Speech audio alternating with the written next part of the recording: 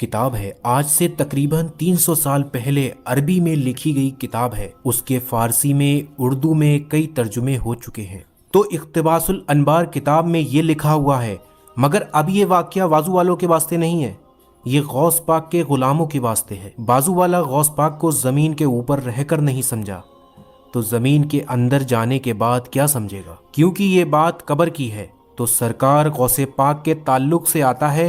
जब सरकार गौसे पाक पर्दा फरमाए इंतकाल हुआ, तो आपको कब्र शरीफ में मज़ार अक़दस में लेटा दिया गया।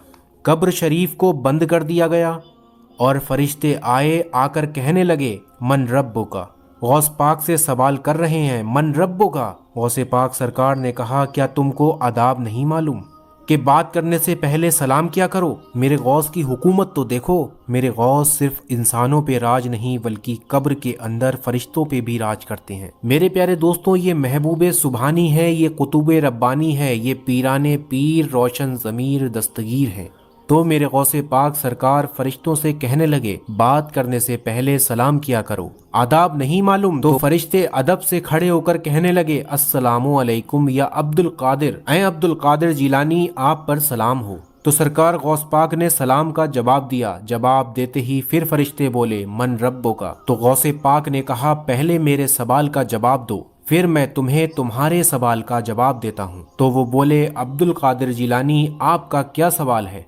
तो सरकार गौसे पाक ने कहा कि जब अल्लाह रब्बुल इज़्ज़त ने इंसान की तख्लीक की, आदम की, उस वक्त तुमसे कहा था मैं अपना खलीफा तैयार कर रहा हूँ, खलीफा बना रहा हूँ, तो तुमने जवाब में कहा, ऐ अल्लाह, हम तेरी इबादत के लिए हैं, तेरी तस्बीह करेंगे, तेरा जिक्र करेंगे। मौला, तू इंसान को क्यों पैदा कर रहा है? ये दुनिया में जाके कत्ल करेंगे। जब रब को तुमने मशवरा दिया तो तुमने हाथ जोड़कर, मेरे मौला, जो तू करता है अच्छा करता है, तुमने ऐसी बात क्यों नहीं कही? तुमने रब को मशवरा कैसे दिया? ये गौसे पाक फरमा रहे हैं, मेरे रब को तुमने मशवरा क्यों दिया कि तू इनको क्यों पैदा कर रहा है? हम है ना, तुम इतनी बड़ी बात कैसे बोले? फिर दूसरा सवाल पूछा। दूसरा सवाल ये है कि जब मेरे दादा आदम अलैहिस्सलाम की तख्लीक हो रही थी, तो तुमने इल्ज़ाम लगाया कि ये दुनिया में जाके कत्ल करेंगे। तुमने इतनी बड़ी हिम्मत का काम कैसे किया कि मेरे दादा पे इल्ज़ाम लगाया? फरिश्ते परेशान हो गए और कहने लगे, अब क्या होगा? अब्दुल कादिर ने तो पकड़ लिया है, क्योंकि वो जानते हैं ये कोई मामूली इंसान नहीं है, वो तो महबूब खुदा हैं। वो जानते हैं ये महबूब सुबहानी हैं। वो जानते हैं ये वो ज़ात है जिस पर रब बड़ा मेहरबान है। सरकार गौसे पाक ने फरिश्तों से कहा, तो फरिश्ते कहने लगे, ऐ अब्दुल कादिर जिलानी, जब ये वाक़या हुआ था आदम अलैहिस्सलाम का, जब अल्लाह ने पूछा था, तो वहाँ हम दोनों थोड़ी थे, वहाँ तो सारे फरिश्ते थे, तो आप सबसे पूछो। तो सरकार गौसे पाक ने फरमाया, जाओ सबको जमा करो। जब उन्होंने सारे फरिश्तों को जमा किया और गौस पाक की रूह मुबारक आसमानों में सैर करने लगी, और वहाँ जाकर सब फरिश्ते अर्ज करने लगे, ऐ अल्लाह, अब्दुल कादिर ने पकड़ लिया है, वो हमसे सवाल करने लगे हैं। तो रब ने फरमाया कि जब अब्दुल कादिर पूछता है तो मेरे फरिश्तों जवाब दो। तो फरिश्ते परेशान हो गए। फिर गौसे पाक की रूह पहुंची, गौसे पाक पूछने लगे, तो फरिश्ते अर्जी हार गए, सवाल का जवाब नहीं दे सके और कहने लगे, ऐ अल्लाह, हमें अब्दुल कादिर जिलानी के इन सवालों से बचा ले। तो रब फरमाता है, अब्दुल कादिर, इनको छोड़ दो। तो सरकार गौसे पाक की रूह मुबारक ने अर्ज किया, ऐ अल्लाह, तेरे हुक्म से मैं इनको छोड़ता हूँ, लेकिन मौला, मेरी एक शर्त है जो इनको पूरी करनी होगी। तो रब फरमाता है, अब्दुल कादिर, इन पर शर्त बयान करो।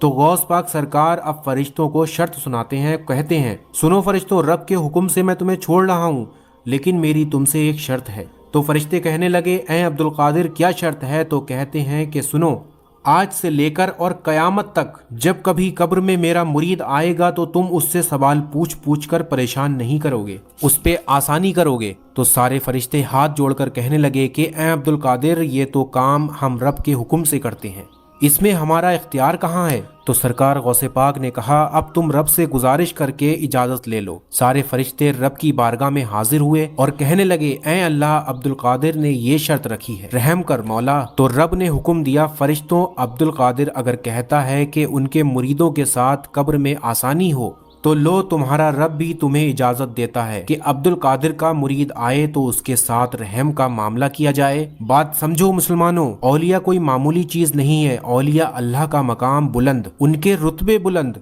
उनके दर्जात बुलंद। और तुम मेरे दोस्त हो, मैं तुम्हारा दोस्त हूँ, लेकिन गौस पाक किसी इंसान के दोस्त का नाम नहीं।